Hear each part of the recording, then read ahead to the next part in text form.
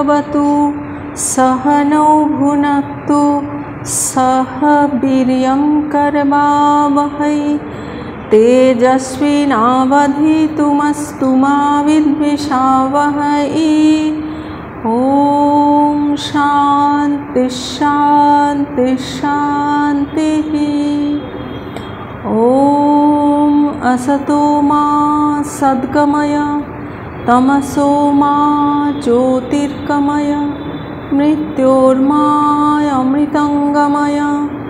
ॐ शान्ति शान्ति शान्तिः।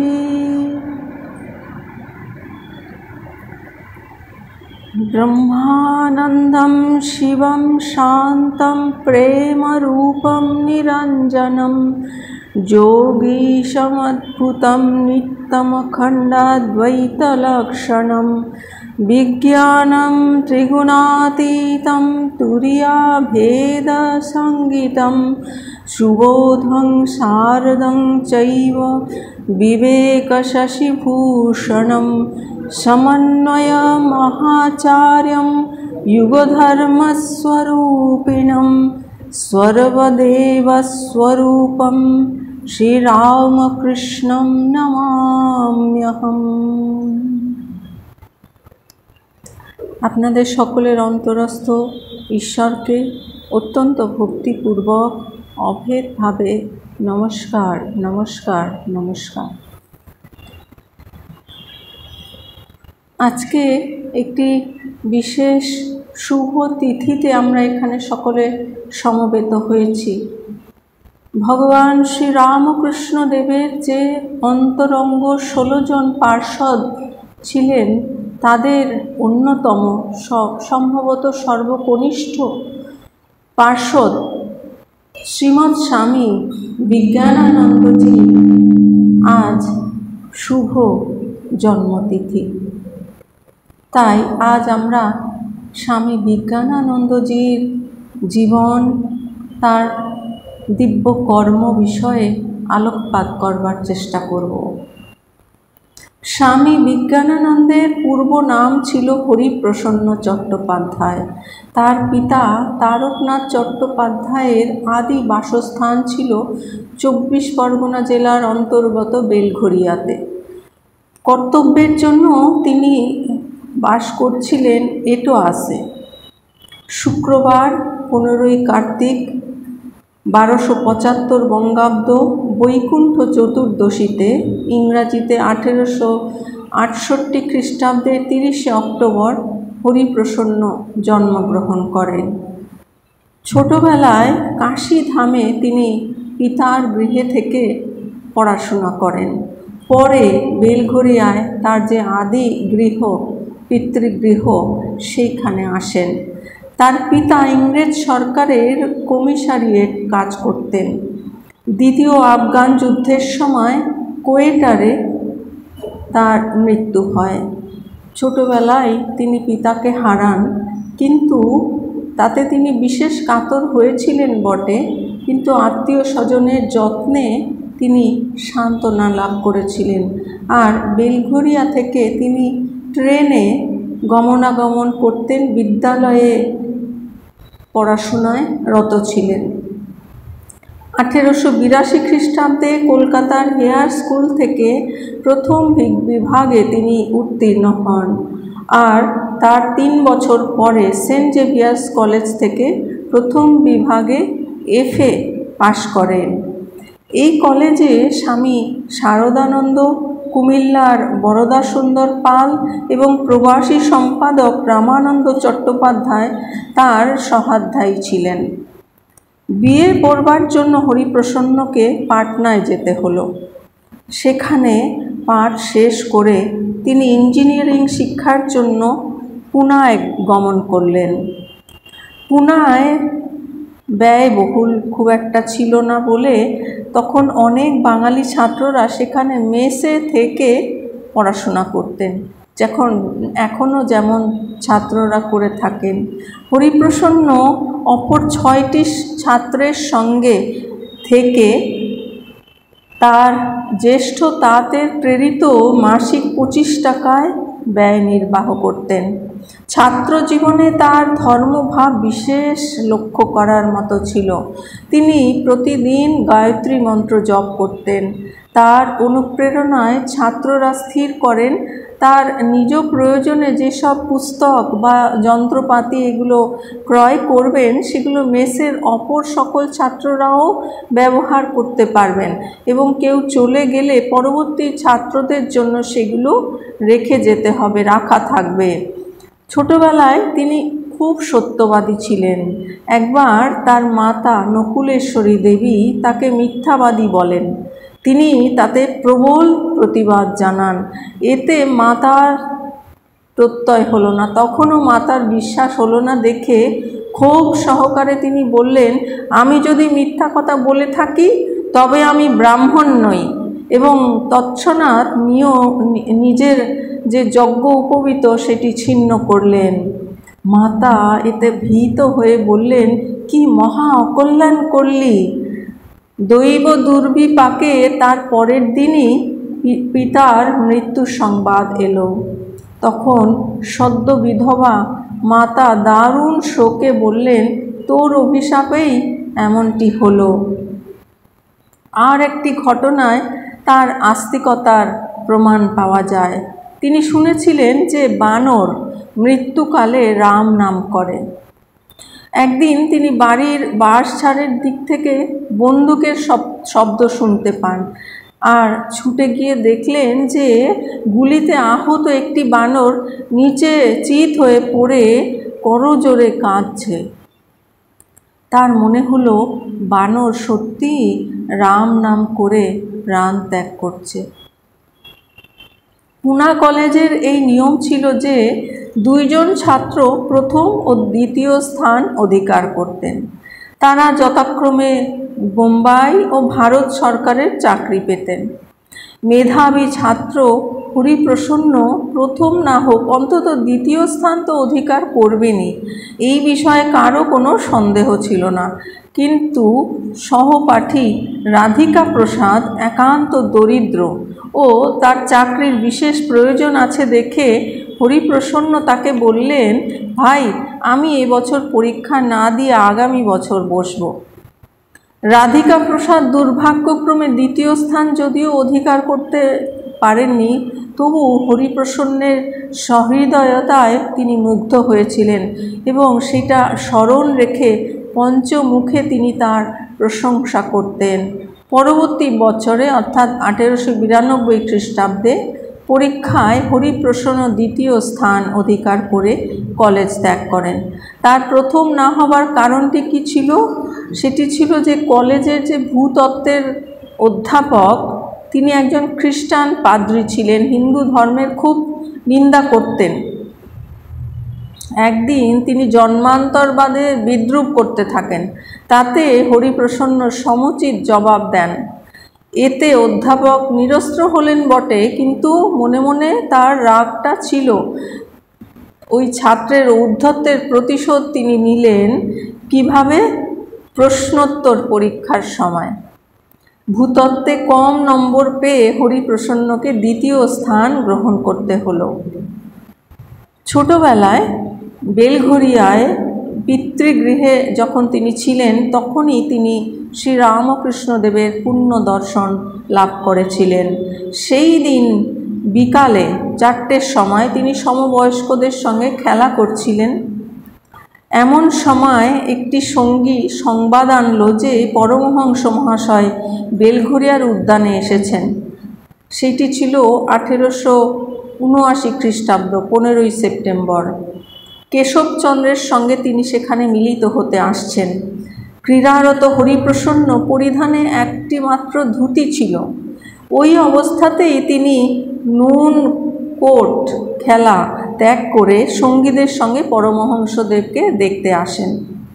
তখন পরমহংসদেব সম্বন্ধে তার কৌতুক ব্যতীত আর বিশেষ কোনো স্পষ্ট ধারণা ছিল না, আর গেরুয়ার প্রতিও তার ভীতি ছিল। তাই এই দর্শনের স্মৃতি তার মনে তত বিশেষ দাগ কাটেনি, অস্পষ্ট ছিল এবং বর্ণনা করলে অন্যান্য দর্শনের সঙ্গে যেন মিশ্রিত হয়ে পড়ত। তার দ্বিতীয় দর্শন হয় দেওয়ান গোবিন্দ মুখার্জির গৃহে 1883 খ্রিস্টাব্দে। সেই দর্শন সম্বন্ধে তিনি বলেন, গিয়ে দেখি ঠাকুর সাদা কাপড় পরা দাঁড়িয়ে আছেন। এক অদ্ভুত দৃশ্য। মুখের ভাব যেন কীরকম, পাকা ফুটি যেমন ফেটে যায়, এই যেমন সেই রকম। মুখ বিকৃত বলা চলে না, শরীরের সব শক্তি যেন উপরের দিকে উঠে গেছে। মুখে দিব্য ভাব আর ধরছে না, দাঁত সব বেরিয়ে পড়েছে, চোখ যেন কি দেখছে আর বিভোর হয়ে গেছে। ঠাকুর রামপ্রসাদী গান গেয়েছিলেন।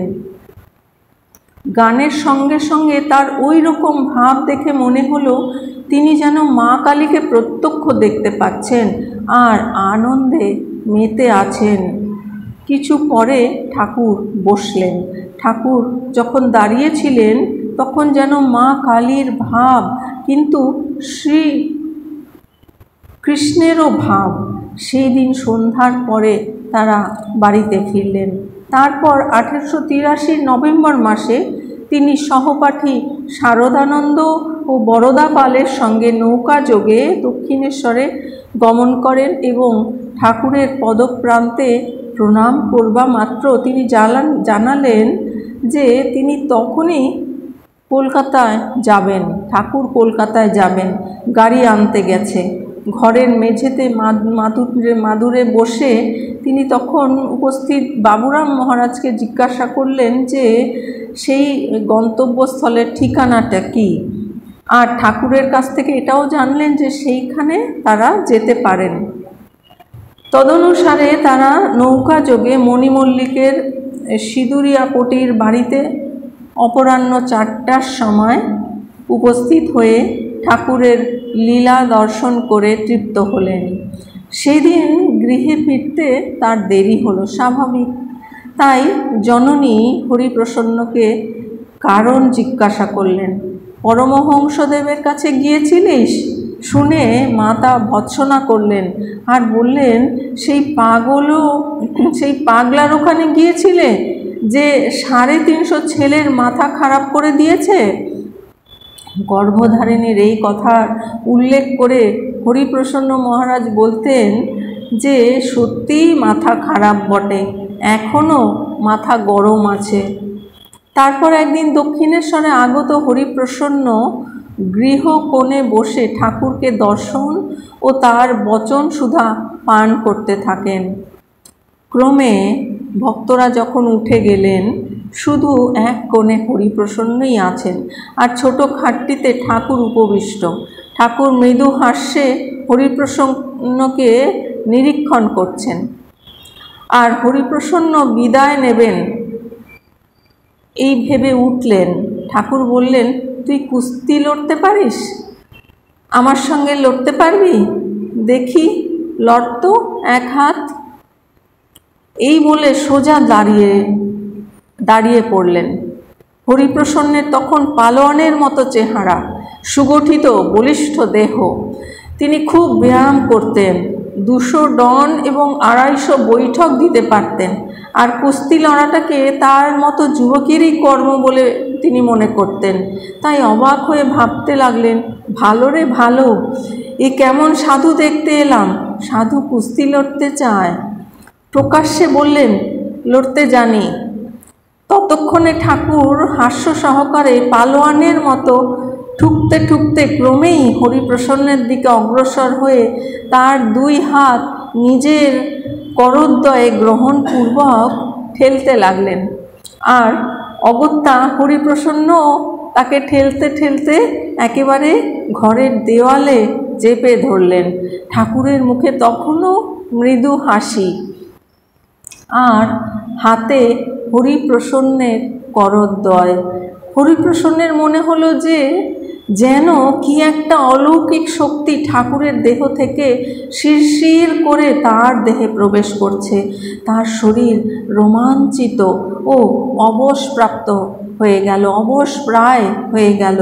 ঠাকুর তখন তাকে মুক্তি দিয়ে বললেন, কেমন, হারিয়েছিস তো?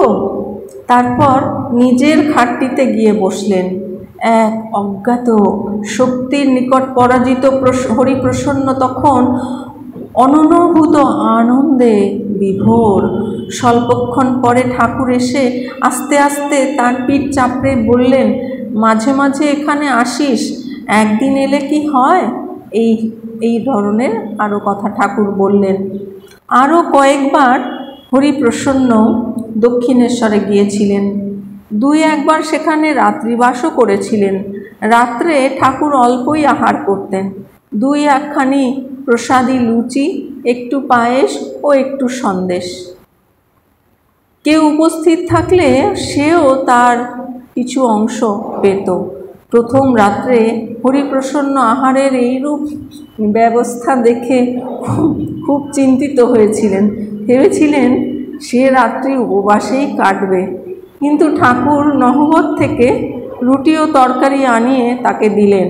অর্থাৎ মা নহবতে রুটি তরকারি বানাতেন সব ভক্তদের জন্য। অবশ্য হরিপ্রসন্নের মতো কুস্তিগিরের পক্ষে সেটাও যথেষ্ট ছিল না। হরিপ্রসন্ন মাঝে মাঝে ঠাকুরের কাছে যান। আসতে দেরি হলে ঠাকুরও শরৎ প্রভৃতি ভক্তদের দ্বারা তাকে ডেকে পাঠান। একদিন সংবাদ পেয়ে তিনি দক্ষিণেশ্বরে উপস্থিত হলে ঠাকুর বললেন, কী রে, কেমন আছিস? আজকাল আসা যাওয়া একেবারে কমিয়ে দিয়েছিস, ডেকে পাঠালেও কেন আসিস না? উত্তরে হরিপ্রসন্ন সরলভাবে জানালেন যে ইচ্ছা হয় না বলেই আসি না। ঠাকুর এতে হাসলেন মাত্র এবং জিজ্ঞাসা করলেন, ধ্যান ট্যান করিস তো? হরিপ্রসন্ন জানালেন, ধ্যানের চেষ্টা করেন বটে, কিন্তু ধ্যান হয় না। ঠাকুর তখন তাকে নিকটে ডেকে জিহ্বায় কি একটা লিখে দিলেন আর পঞ্চবটিতে ধ্যান করতে পাঠিয়ে দিলেন। ঠাকুরের স্পর্শে সেদিন যেন তিনি বিহ্বল হয়ে গিয়েছিলেন, পা যেন আর চলে না। কোনো প্রকারে তিনি পঞ্চবটিতে গিয়ে বসে পড়লেন। তারপর আর কোনো বাহ্য জ্ঞান ছিল না। যখন জ্ঞান হলো, দেখেন ঠাকুর পাশে বসে গায়ে মাথায় হাত বুলিয়ে দিচ্ছেন আর মুচকি মুচকি হাসছেন। তারপর ঠাকুর তাকে নিজের ঘরে নিয়ে এলেন আর সাধন সম্বন্ধে অনেক উপদেশ দিলেন। সেদিন সেখানে আর কেউ ছিল না, শুধু ঠাকুর আর হরিপ্রসন্ন। ঠাকুর সেদিন তাকে আশ্বাস দিয়েছিলেন যে এরপর প্রতিদিন ধ্যান হবে এবং ভালো ধ্যান হবে।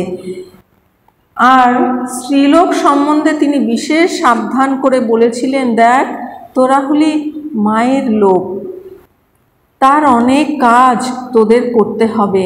কাকে ঠোকরানো ফল মায়ের পূজায় লাগে না রে, তাই বলছি খুব সাবধানে থাকবি। 1884 খ্রিস্টাব্দে 13ই আগস্ট জন্মাষ্টমীর দিনে হরিপ্রসন্ন দক্ষিণেশ্বরে উপস্থিত ছিলেন। সেদিন গিরিশবাবু সদল বলে এসে সন্ধ্যাবেলায় তিনি নিজেই একটি গান রচনা করেছিলেন, কেশব কুরু করুণা দিনে ইত্যাদি সঙ্গীতটি গেয়েছিলেন। সঙ্গীত শুনে ঠাকুরের ভাব হয় এবং দুই চোখ দিয়ে প্রেমের অশ্রু বইতে থাকে।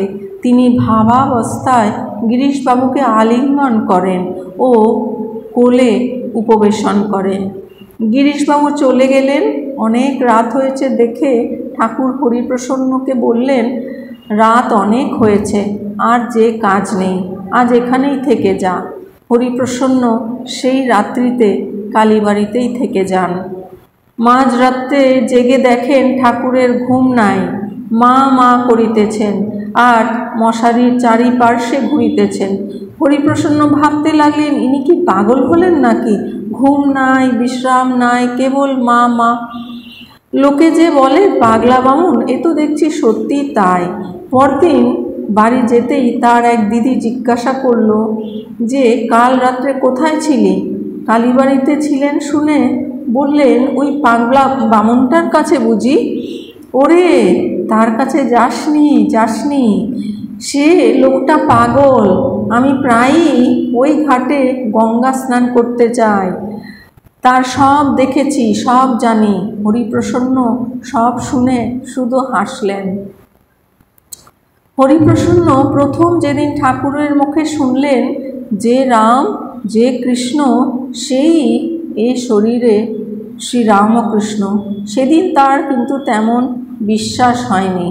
মনে বরং এইরূপ চিন্তা উদয় হয়েছিল, তা একটু আবোল তাবোল বললেই বা, লোকটি তো ভালো, সরল। পরে একদিন নিজের কক্ষে দণ্ডায়মান ঠাকুর গম্ভীরভাবে রাসলীলা ও গোপীদের শ্রীকৃষ্ণ প্রেমের ব্যাখ্যার ছলে বললেন যে বৃন্দাবনে রাসলীলা করেছিলেন সেই এই শরীরটাতে আছে। আর কদিন পরেই রাসলীলা, আগামী সপ্তাহে। তো যে বৃন্দাবনে রাসলীলা করেছিলেন সেই এই শরীরটাতে আছে। সেদিন ঠাকুরের মুখ চক্ষুর ভাব ও কথায় ভঙ্গিতে এমন একটা সংক্রামক দৃঢ় প্রত্যয়ের ছাপ ছিল যে হরিপ্রসন্ন সেইটি নিজের চোখে দর্শন করে আর অবিশ্বাস করতে পারলেন না। আর একদিন শ্রীরামকৃষ্ণের পদসেবা করতে তিনি আদেশ প্রাপ্ত হলেন।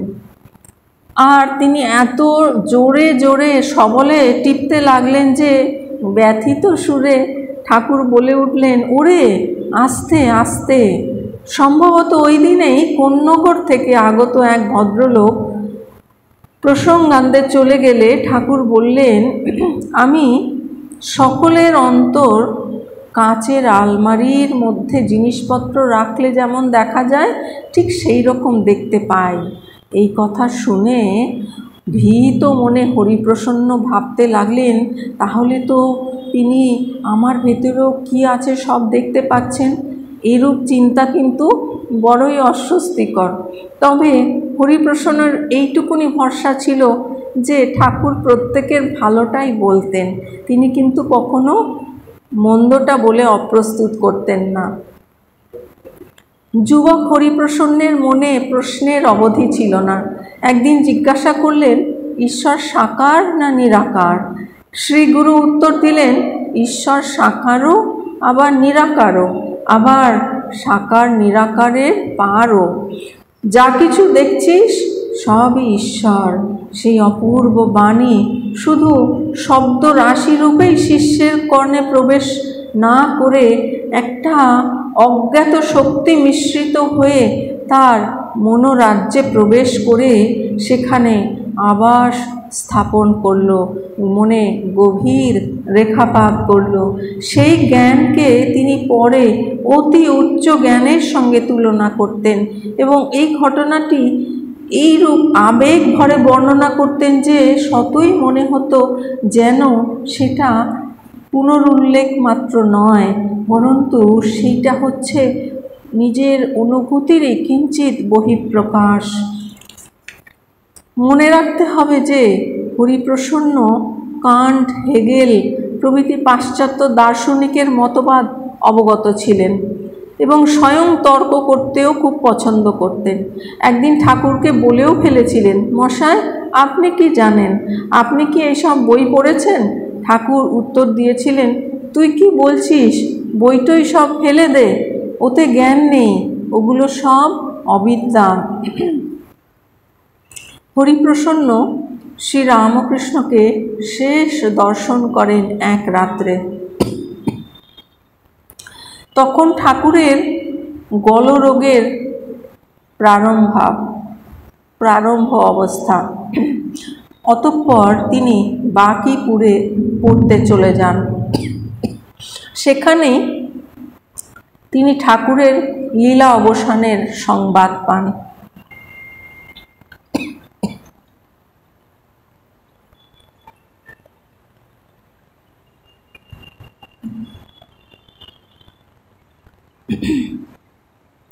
খবর বাঁকিপুরে পৌঁছনো মাত্র আগের দিন তিনি যে প্রত্যক্ষ করলেন ঠাকুর সশরীরে দণ্ডায়মান। অবশ্য তখন তিনি ওই দর্শনের যে তাৎপর্য সেটি হৃদয়ঙ্গম করতে পারেননি। পরের দিন সংবাদপত্রে তিনি বিশদভাবে জানতে পারলেন। প্রসঙ্গক্রমে বলা যায় যে স্বামীজির যখন দেহত্যাগ হয়েছিল সেই সময়ও তার এই রূপ দর্শন হয়েছিল। হরিপ্রসন্ন তখন এলাহাবাদে ছিলেন, ঠাকুর ঘরে ধ্যান করছিলেন। সেই সময় তিনি দেখলেন স্বামীজি ঠাকুরের কোলের ওপর বসে আছেন। দেখে ভাবলেন এ আবার কি। তারপরে যথা সময়ে বেলুড় মঠ থেকে সংবাদ এলো যে স্বামীজি মহাসমাধি লাভ করেছেন। পুনা থেকে ইঞ্জিনিয়ারিং পাশ করে হরিপ্রসন্ন 1893 খ্রিস্টাব্দে গাজীপুরে ডিস্ট্রিক্ট ইঞ্জিনিয়ার নিযুক্ত হলেন। গাজীপুরে অবস্থানের সুযোগে তিনি কয়েকবার পওহরি বাবার দর্শন লাভ করেন। গাজীপুর ব্যতীত এটোয়া, বুন্দল শহর, মিরাট ও মধ্যপ্রদেশের কয়েকটি স্থানেও তিনি কার্য উপলক্ষে অবস্থান করেন। যখন যেখানেই থাকুন না কেন তিনি গুরু ভ্রাতাদের সঙ্গে ঘনিষ্ঠ সম্বন্ধ রাখতেন। এটোয়ারে একসময় সুবোধানন্দজি তার সঙ্গে একবার সাক্ষাৎকার করেন এবং বলেন যে মঠের আর্থিক অবস্থা খুব একটা ভালো নয়। তখন থেকে তিনি মঠের সাহায্যের জন্য প্রতি মাসে নিয়মিতভাবে 60 টাকা করে পাঠাতেন। 1895 খ্রিস্টাব্দে বিরজানন্দজি ব্রঙ্কাইটিস ও হৃদরোগে আক্রান্ত হয়ে বৃন্দাবন থেকে এটোয়া শহরে তার গৃহে উপস্থিত হন। পরে প্রেমানন্দজিও সেখানে যান। হরিপ্রসন্ন স্বভাবতই অর্থ ব্যয় করতে কিন্তু মুক্তহস্ত ছিলেন। তার ঐকান্তিক যত্নে বিরজানন্দজি 1 মাসের মধ্যেই পূর্ণ স্বাস্থ্য লাভ করেন। এর অল্পকাল পরেই হরিপ্রসন্ন কর্মত্যাগ করে আলমবাজার মঠে গুরু ভ্রাতাদের সঙ্গে মিলিত হন।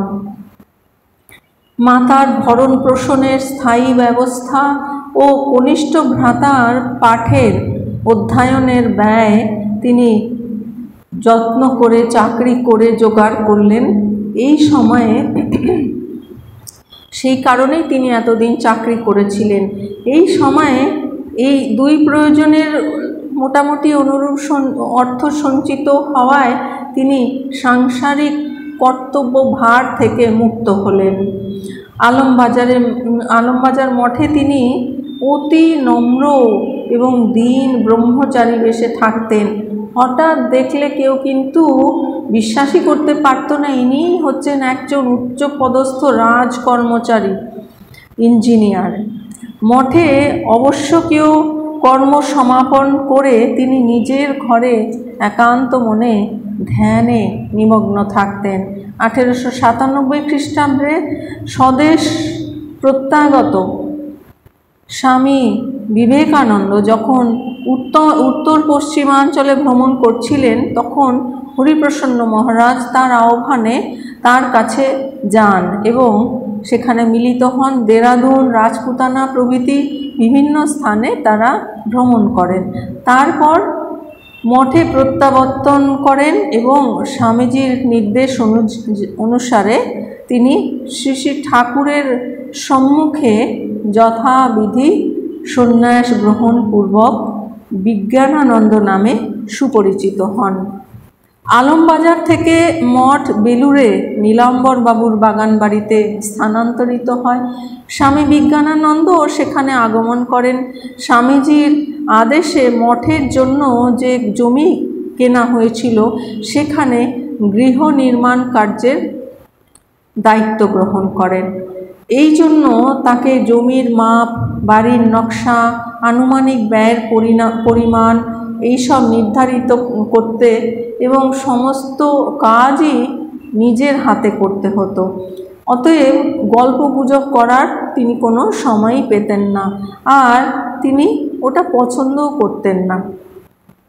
নীলাম্বরবাবুর বাড়িতে অবস্থানের সময় তার মাতা জননী তাকে দেখতে আসেন। তখন তিনি শিশুপ্রায় সরল বিজ্ঞান মহারাজ বড়ই বিব্রত হয়ে ভাবতে লাগলেন এই অভিনব পরিবেশের মধ্যে মা না জানে কি একটা কাণ্ড করে ফেলবেন। কাজেই আত্মগোপনই কর্তব্য বলে তিনি স্থির করলেন, লুকিয়ে পড়াই ভালো। এই আত্মরক্ষার প্রচেষ্টার সঙ্গে মাতার প্রতি শৈশবের সেই যে ভয় ও শ্রদ্ধা মিশ্রিত যে ভাব সেই স্বামী বিজ্ঞানানন্দজির চরিত্রকে সেদিন গুরু ভ্রাতাদের কাছে ভীষণই চিত্ত আকর্ষক করে তুলেছিল। অবশেষে সকলের একান্ত আগ্রহে এক নিভৃত স্থানে তিনি জননীকে প্রণতি জানান। স্বামীজিকে তিনি যেমন ভালোবাসতেন তেমনি ভয়ও করতেন। স্বামীজিকে বিরক্ত দেখলে তিনি কাছে যেতেন না, দূরে দূরে থাকতেন। আহ্বান করলে বলতেন, এখন মশাই কাজে আমি খুব ব্যস্ত আছি, পরে আসব। বেলুড়ের নতুন যে মঠ নির্মিত হয়েছিল তার দোতলায় স্বামীজির পাশের ঘরেই তার শয়নকক্ষ ছিল। রাত্রে পদশব্দে পাছে স্বামীজির অসুবিধা হয় তাই তিনি পা টিপে টিপে চলতেন। তার এই ঘরের কাছে সম্মুখে গঙ্গার দিকে বারান্দায় স্বামীজি ভ্রমণ করতেন। এক রাত্রে তিনি এইভাবে পদচরণ করতে করতে দীর্ঘকাল গুনগুন করে গাইছিলেন, মা ত্বং হি তারা, তুমি ত্রিগুণ ধরা, পরাৎ পরা ইত্যাদি। এই সমস্ত স্মৃতি বিজ্ঞান মহারাজের মনে এতই জাগরুক ছিল যে পরবর্তীকালে তিনি ওই স্থানগুলিতে স্বামীজির উপস্থিতি অনুভব করে বলতেন, স্বামীজি এখনও এই ঘরে আছেন। আমি তো তার ঘরের পাশ দিয়ে যাওয়ার সময় খুব পা টিপে টিপে যেতাম যাতে তার কোনো অসুবিধা না হয়, আর তার ঘরের দিকে বড় একটা তাকাই নে, পাছে তার সঙ্গে চোখাচোখি হয়ে যায়। অমনি কৌতূহলী কোনো শ্রোতা যদি প্রশ্ন করতেন, এখনও কি স্বামীজিকে দেখতে পান, তবে নিঃসন্দিগ্ধভাবে উত্তর দিতেন যে তিনি রয়েছেন, তাকে দেখতে পাবো না। এইরূপ দৃঢ় বিশ্বাসের পেছনে ছিল তার আরও অনেক অনুভূতি। এক রাত্রে তিনি উঠে গিয়ে দেখলেন যে স্বামীজির ঘরে আলো জ্বলছে। প্রথমে তিনি মনে করলেন স্বামীজি হয়তো পড়াশোনা করছেন। উৎসুকবশত দ্বারের মধ্য দিয়ে তিনি ভেতরে দৃষ্টিপাত করলেন আর দেখলেন যে স্বামীজি ধ্যানস্থ, আর তারই অঙ্গের আভায় সমগ্র ঘরটি একেবারে উদ্ভাসিত। আর ওই ঘটনার কথা তিনি বলেছিলেন। স্বামী বিজ্ঞানানন্দের ঐকান্তিক পরিশ্রম এবং স্থাপত্য কৌশলে মঠের মূল বাটি এবং পূজাগৃহ সমাপ্ত হলো। তার প্রস্তাবে স্বামীজি গঙ্গার ধারে পোস্তা নির্মাণের ব্যবস্থা করতে লাগলেন। এই কাজে নিযুক্ত থাকাকালে একদিন দুপুরে ভাটার সময় রৌদ্রে দাঁড়িয়ে বিজ্ঞানানন্দ মহারাজ গলদঘর্ম হয়ে নিবিষ্ট মনে কার্য পরিচালনা করতেছিলেন। সেই সময় তিনি আর আসতে পারছেন না, কারণ জোয়ার এসে যাবার আগেই তার কাজটা শেষ করতে হবে। তাই জলের তার পিপাসায় গলা একেবারে শুকিয়ে গেছে, কিন্তু তবু মনে করলেন যে এই সময় স্থান ত্যাগ করা অসম্ভব। উপরে দোতলায় তখন স্বামীজি অসুস্থ, চিকিৎসকের বিধিমতো বরফ দিয়ে দুধ পান করছিলেন। পাত্র নিঃশেষিত হয়ে গিয়েছে। এমন সময় পোস্তার দিকে দৃষ্টি পড়ায় সেবকের হাতে শূন্য পাত্রটি দিয়ে বললেন, পেশনকে দিয়ে দে। পেশন অর্থাৎ বিজ্ঞানানন্দজি, স্বামীজি তাকে আদর করে পেশন বলে ডাকতেন। বললেন, পেশনকে দিয়ে দে। গ্লাসটি পেয়ে হরিপ্রসন্ন মহারাজ দুঃখিত মনে ভাবতে লাগলেন, এই অবস্থায়ও স্বামীজি ব্যঙ্গ করছেন। তথাপি আদেশ পালন ও প্রসাদ ধারণ করা উচিত এই ভেবে তিনি 2-4 ফোঁটা যা ছিল দুধ, অল্প একটু দুধ, সেইটি পান করলেন। আর আশ্চর্যের বিষয়, মুখে যেন কি সুধা ঢেলে দিল। পিপাসা তখনই দূর হয়ে গেল আর শরীরও স্নিগ্ধ হয়ে গেল। বিজ্ঞান মহারাজ শ্রী মায়ের মহিমা প্রথমে ততটা অনুভব করতে পারেননি। স্বামীজির কাছেই তিনি সেটি শিক্ষা লাভ করেন। ঘটনাটি তিনি নিজেই বর্ণনা করেছিলেন। আমি শ্রী মায়ের কাছে বেশি যেতাম না, তা স্বামীজি কী করে জানতে পারেন? একদিন তিনি আমাকে জিজ্ঞাসা করলেন, মাকে প্রণাম করতে গিয়েছিলে? আমি বললাম, না মশাই। স্বামীজি বললেন, এক্ষুনি যাও, প্রণাম করে এসো। আমি তোমাকে প্রণাম করতে চললাম। মনে মনে ভাবছি, কোনো প্রকারে একটা ঠিক করে প্রণাম করেই চলে আসব। মাকে প্রণাম করে উঠতেই স্বামীজি পেছন থেকে বললেন, সে কি পেছন, সাষ্টাঙ্গ হয়ে প্রণাম করো, মা যে সাক্ষাৎ জগদম্বা। আমি আবার সাষ্টাঙ্গ হয়ে প্রণাম করে চলে আসি। আমি কিন্তু ভাবতেই পারিনি যে স্বামীজি আমার পেছন পেছন আসবেন। স্বামীজিকে এতটা সমীহ করে চললেও উভয়ের মধ্যে একটা সহজ সরল রসিকতারও অভাব ছিল না। একদিন স্বামীজি বললেন, পেশান, দেশকালের উপযোগী করে নতুন স্মৃতি লিখতে হবে, বুঝলে, পুরনো স্মৃতি আর চলবে না। হরিপ্রসন্ন মহারাজ অমনি উত্তর দিলেন, মশাই, আপনার স্মৃতি চলবে কেন, দেশ নেবে কেন? স্বামীজি যেন অভিমান ভরে ছোট ছেলেটির মতো মহারাজকে ডেকে বললেন, রাখাল, শোন শোন, পেশন বলে আমার কথা নাকি দেশ নেবে না। মহারাজ উপযুক্ত মধ্যস্থের মতো বললেন, পেশন কি জানে, ও ছেলে মানুষ, তোমার কথা দেশ একদিন নিশ্চয়ই নেবে। স্বামীজি তখন কত আনন্দ, বললেন, শুনলে পেশান, দেশ আমার কথা নেবেই।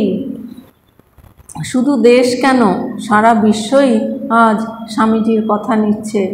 মঠের কার্য সমাপন হয়ে গেলে স্বামীজির আদেশে তিনি 1900 খ্রিস্টাব্দে শরৎকালে তীর্থরাজ প্রয়াগে যেয়ে বাস করতে লাগলেন। সেখানে তিনি ব্রাহ্ম মুহূর্তের পূর্বেই শয্যা ত্যাগ করে কয়েক ঘন্টা ধ্যানে কাটিয়ে তারপরে অবশিষ্ট অংশ পূজা এবং অধ্যয়ন আদিতে ব্যয় করতেন।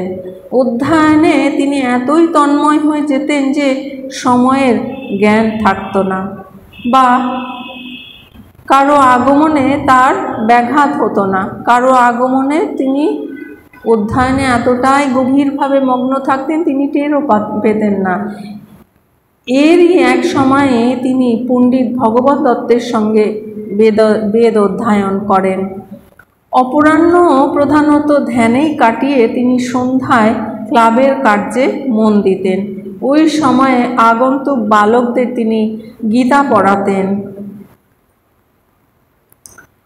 ক্লাব তখন তারই যত্নে এবং ভিক্ষালব্ধ অর্থে পরিচালিত হতো। উপদেশ চাইলে স্বল্পভাষী বিজ্ঞান মহারাজ 2-4 কথায় উত্তর দিতেন অথবা নীরব থাকতেন। পীড়াপিড়ি করলে বলতেন, ছেলেবেলায় বর্ণপরিচয় যা যা পড়েছ তাই জীবনে সাধন করো, অর্থাৎ সদা সত্য কথা বলবে, পরের দ্রব্য না বলে নিলে চুরি করা হয়। এই দুটি নীতি সাধন করতে যদি পারো তবে সবই সহজ হয়ে যাবে।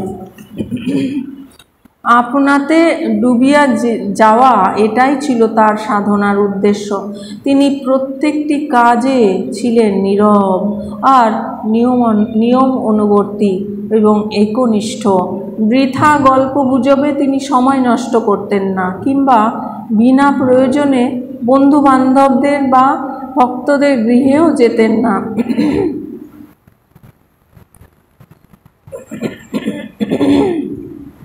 ক্লাবে তার 3 বছর বাস করবার পর গৃহস্বামী সেইটি স্থানান্তর করতে উদ্যত হয়েছিলেন, আর সেইটি জেনে বিজ্ঞানানন্দজির অকৃত্রিম বন্ধু মেজর বামন দাস বসু তাকে তার প্রয়াগবাস নিষ্কণ্টক করবার জন্য সেইটি তিনি ক্রয় করে সামান্য ভাড়ায় ক্লাবকে ব্যবহার করতে দেন এবং জলের কলের অভাব আছে সেইগুলো তিনি পূরণ করে দেন। তিনি যদি না থাকতেন তাহলে কিন্তু এলাহাবাদে হরিপ্রসন্ন মহারাজের থাকা সম্ভব হতো না। ভগবানের মাতৃভাবেই তিনি সমধিক আকৃষ্ট হতেন। আশ্রমে তিনি বহুবার কালী, দুর্গা, জগদ্ধাত্রী প্রভৃতি দেবীর পূজা করেছিলেন। স্বামীজির প্রতি তার যে প্রীতি ছিল তা তিনি ভক্তদের প্রতিও প্রসারিত করতেন সন্ন্যাসী হবার আগে।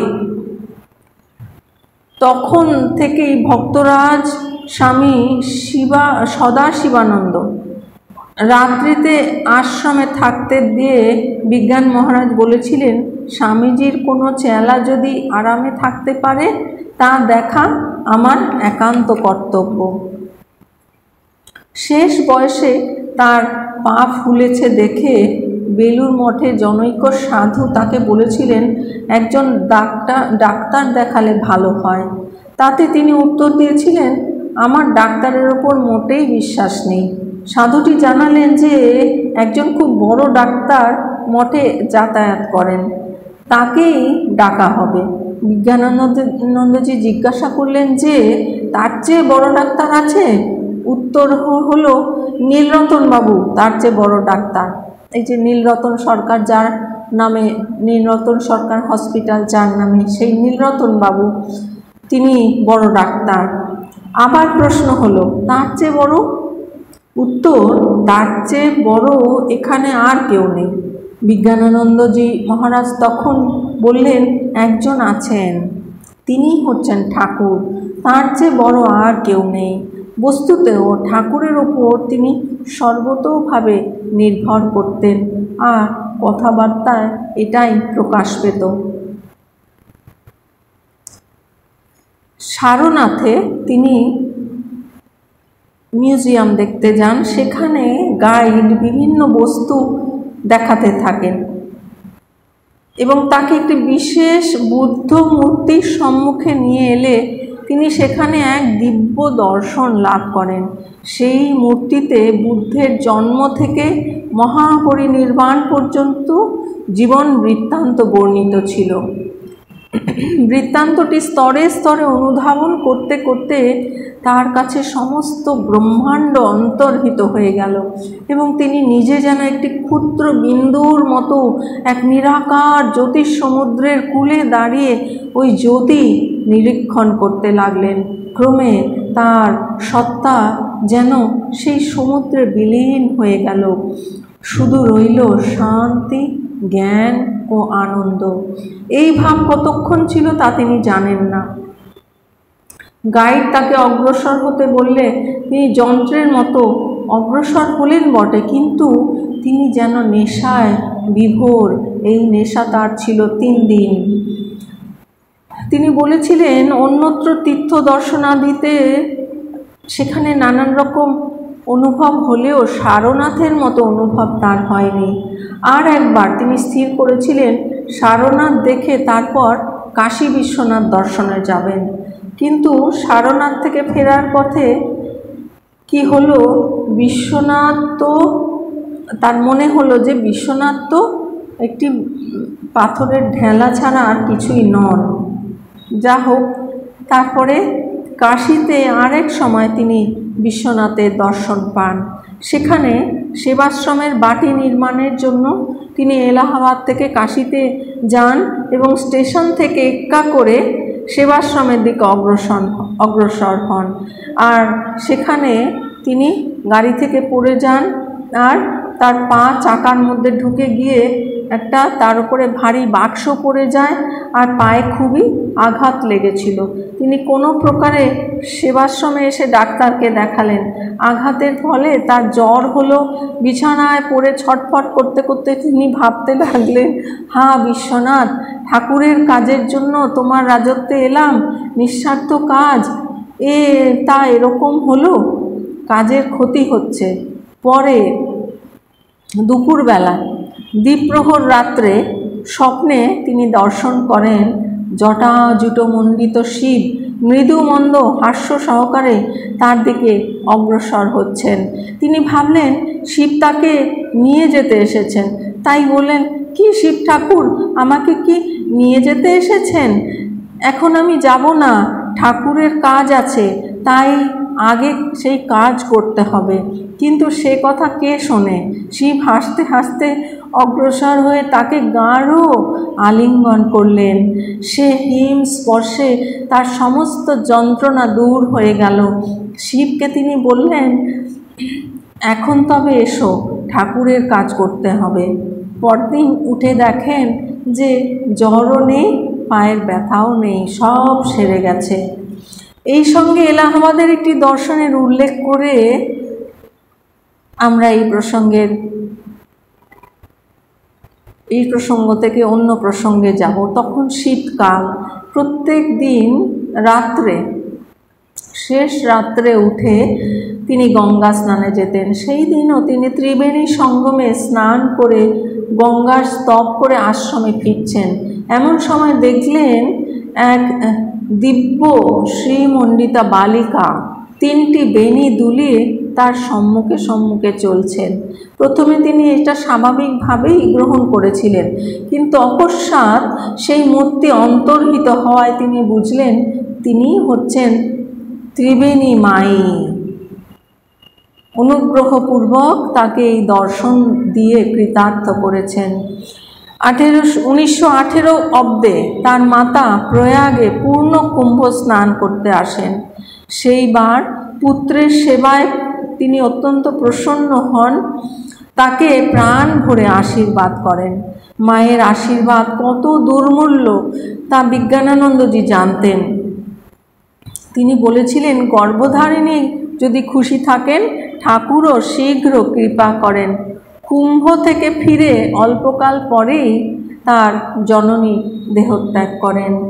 1919 খ্রিস্টাব্দে ব্রহ্মানন্দ মহারাজের আহ্বানে তিনি স্বামীজির মন্দির নির্মাণ কল্পে বেলুর মঠে আগমন করেন। স্বামীজির প্রতি অসীম ভক্তি, তার সঙ্গে মহারাজেরও প্রতি অনুপম শ্রদ্ধা ভালোবাসা মিশ্রিত হয়ে তাকে এই কার্যে প্রবৃত্ত করেছিল। জীবনের অন্তিম ভাগে তাকে দাক্ষিণাত্য, সৌরাষ্ট্র এবং বিভিন্ন জায়গায় তিনি পরিদর্শনে যান। তিনি সিংহল ভ্রমণেও গিয়েছিলেন।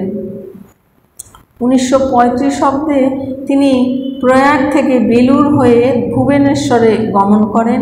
তারপর সেখান থেকে কোণারকের সূর্য মন্দির দর্শন করেন। ঢাকা, বরিশাল, পাটনা এই সব জায়গাতেও তিনি যান এবং এই সমস্ত জায়গায় তিনি দীক্ষা এবং উপদেশ আদি ভক্তদের দিয়ে কৃপা করেন। তিনি রেঙ্গুনেও যান, আর সেখানে শায়িত বুদ্ধ মূর্তি তাকে দেখতে নিয়ে যাওয়া হয়। সেই মূর্তির কাছে গিয়ে তিনি বিহ্বল চিত্তে দীর্ঘক্ষণ দাঁড়িয়ে থাকেন। এদিকে সকলেই ফিরতে উদ্গ্রীব, কিন্তু ধ্যানমগ্ন মহাপুরুষ তখন কালাতীত, তিনি কালের পারে চলে গেছেন। অতঃপর তিনি অকস্মাৎ বলে উঠলেন, চল চল তাড়াতাড়ি যাই। বুদ্ধদেব কৃপা করে আজ আমায় দর্শন দিয়েছেন, তিনি বললেন। অনেক পীড়াপিড়ি করাতে তখন তিনি এই কথা বললেন। দেখলুম শায়িত বুদ্ধ মূর্তিটি যেন জীবন্ত, তার সৌন্দর্যের কি অপূর্ব বিভা। স্বামী বিজ্ঞানানন্দের জীবনের একটি প্রধান ঘটনা বেলুরে শ্রী রামকৃষ্ণ মন্দিরের ভিত্তি পুনঃপ্রতিষ্ঠা ও পরে ওই মন্দিরে মর্মর মূর্তিতে ঠাকুর প্রতিষ্ঠা। 1897 খ্রিস্টাব্দের শেষ ভাগে স্বামী বিবেকানন্দের সঙ্গে বিজ্ঞানানন্দ যখন ভারতের উত্তর পশ্চিমে ভ্রমণ করছিলেন, তখন তারা ভারতের পাশ্চাত্য শিল্প পুঙ্খানুপুঙ্খভাবে দর্শন করেন, পর্যবেক্ষণ করেন এবং শ্রী রামকৃষ্ণদেবের ভাবী মন্দির কীরূপ হওয়া উচিত এই বিষয়ে অনেক আলোচনা করতেন। বোম্বে থেকে লঞ্চে করে যেতে হয়, সেখানে এলিফ্যান্টা কেভ, সেখান থেকেও তিনি আইডিয়া নিয়েছিলেন। আর আরেকটি উদ্যানের মধ্যে আছে পাহাড় কেটে তৈরি, সেখান থেকেও স্বামীজি আইডিয়া নিয়েছিলেন ঠাকুরের মন্দির কীরকম তৈরি হবে। তারপরে বেলুর মঠে ফেরার পর স্বামীজি নীলাম্বরবাবুর বাড়িতে গঙ্গা তীরে ভ্রমণ করতে করতে বিজ্ঞানানন্দজিকে ডেকে মন্দিরটি কোথায় কিভাবে হবে সেই সব সবিস্তারে বলতে লাগলেন। মন্দিরের বর্ণনা শেষ হলে স্বামীজি তাকে একটি নকশা প্রস্তুত করতে নির্দেশ দিলেন আর বললেন যে দেহটা ততদিন থাকবে না, তবে আমি উপর থেকে দেখব। স্বামীজি উপর থেকে দেখবেন, ততদিন এই শরীর থাকবে না। তারপরে শিবানন্দজি 1929 খ্রিস্টাব্দে শিবানন্দজি মন্দিরের ভিত্তি প্রতিষ্ঠা করেন, কিন্তু পরে মন্দিরের স্থান কিছুটা পরিবর্তিত হয়। তার সেই কারণে বিজ্ঞানানন্দজি 1935 অব্দে গুরু পূর্ণিমাতে নিরূপিত স্থানে পুনরায় তাম্রফলক স্থাপন করেন। তার পরের বছর 10ই মার্চ থেকে মন্দিরের নির্মাণ কার্য শুরু হয়। মন্দিরটি যাতে খুব তাড়াতাড়ি সমাপ্ত হয় সেই বিষয়ে বিজ্ঞানানন্দজি খুব আগ্রহ প্রকাশ করতেন। তিনি বলতেন 1937 অব্দে জগদ্ধাত্রী পূজার দিন মন্দির প্রতিষ্ঠার কথা হয়েছিল, তিনি ওই জন্য বেলুড়ে এসেছিলেন, কিন্তু গর্ভ মন্দিরের কাজ তখনও হয়নি। তাই তিনি বললেন যে তোমরা বাবু বড় দেরি করো, যত শীঘ্র পারো প্রতিষ্ঠার কাজ শেষ করে ফেলো, আর বেশি দেরি করো না। আরও বলেছিলেন স্বামীজি মন্দিরের প্ল্যান করেন, কিন্তু মন্দির হয়নি। রাজা মহারাজ চেষ্টা করেন, তিনি করতে পারলেন না। মহাপুরুষ মহারাজ ভিত্তিপ্রস্তর স্থাপন করেন, তিনি করতে পারলেন না। সবাই একে একে চলে গেলেন। তাই বলছি যত শীঘ্র পারো তোমরা কাজ শেষ করে নাও, দেরি করো না। তারপরে স্বামীজির মন্দির প্রতিষ্ঠা, ঠাকুরের মন্দির প্রতিষ্ঠা হলো। স্বামীজিকে বললাম, স্বামীজি আপনি উপর থেকে দেখবেন বলেছিলেন, আজ দেখুন আপনারই প্রতিষ্ঠিত ঠাকুর নতুন মন্দিরে বসেছেন। 1938 খ্রিস্টাব্দের 14ই জানুয়ারি পৌষ সংক্রান্তির দিনে মন্দির প্রতিষ্ঠা কার্য সমাপনের সংকল্প গৃহীত হলো। প্রতিষ্ঠার 2 দিন পূর্বে তিনি এলাহাবাদ থেকে এলেন। তারপর শুভ দিনে ব্রাহ্ম মুহূর্তে আত্মারামের কৌটা পুরাতন ঠাকুরঘর থেকে নিচে নামিয়ে আনা হলো।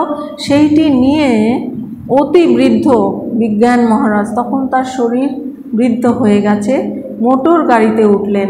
গাড়ি লাল শালুর উপর দিয়ে ধীরে ধীরে নতুন মন্দিরের সিঁড়ির নিচে উপস্থিত হলে তিনি নামলেন, আর আত্মারামের কৌটো নিয়ে মন্দিরে প্রবেশ করে বেদিতে স্থাপন করলেন। পরে পূজা, ভোগ নিবেদন ও আরতি সমাপ্ত হলে তিনি নিজের কক্ষে প্রবেশ করলেন। কক্ষে ফিরে তিনি বললেন, স্বামীজিকে বললাম, স্বামীজি আপনি উপর থেকে দেখবেন বলেছিলেন, আজ দেখুন আপনারই প্রতিষ্ঠিত ঠাকুর নতুন মন্দিরে বসেছেন।